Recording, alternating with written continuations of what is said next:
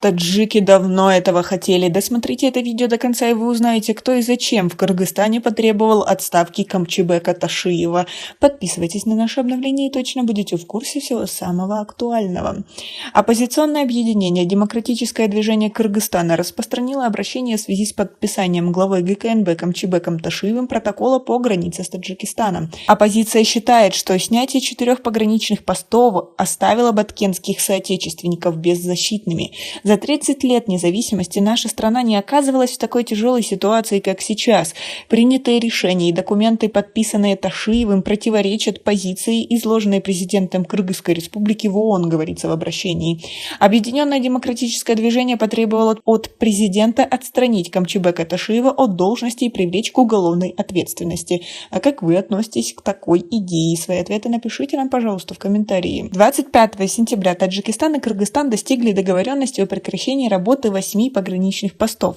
Председатель ГКНБ Кыргызстана Камчыбек Ташиев после встречи таджикской и кыргызской делегации на КПП Кызылбел заявил, что для предупреждения конфликтов в будущем было решено законсервировать пограничные посты, постоянно приводящие к конфликтам. Речь идет о постах Тамдык, Булакбаши, Кататуз и Дача с кыргызской стороны и Бедак, Кех, Каракчикум и Шаршара с таджикской стороны. Отмечается, что стороны договорились не только снять подразделения охраны границы на отдельных постах, но и решили, что дальнейшая охрана будет осуществляться подвижными пограничными нарядами, которые будут следовать вдоль границы строго по указанным и согласованным маршрутам.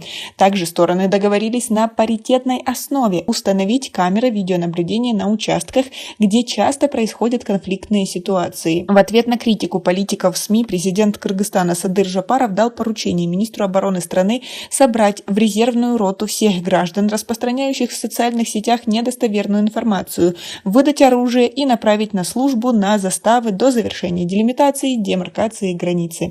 Сам Камчыбек Ташиев пока не прокомментировал заявление Объединенного демократического движения Кыргызстана. Объединенное демократическое движение Кыргызстана было создано в марте 2022 года. Члены ОДДК тогда заявили, что будут предлагать властям альтернативные пути по восстановлению демократических институтов и ценностей, созданию справедливой судебной системы, а также антикризисные меры и предложения по борьбе с бедностью.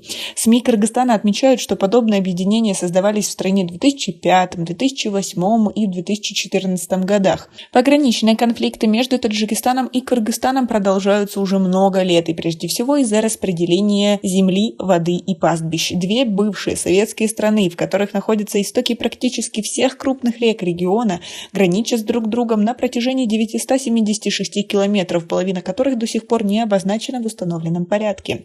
Спорные территории в основном находятся между Исфаринским, Бабуджан-Гафуровским районами Таджикистана и Баткенской областью Кыргызстана. 14 и 17 сентября между военными Кыргызстана и Таджикистана произошло масштабное столкновение, в результате которого погибли около 150 граждан обеих стран. Почти 400 таджикистанцев и кыргызстанцев получили ранения. В результате обстрелов частично или полностью разрушены сотни объектов, жилые дома, соцучреждения и военные объекты. Обе стороны обвинили друг друга в вооруженной агрессии.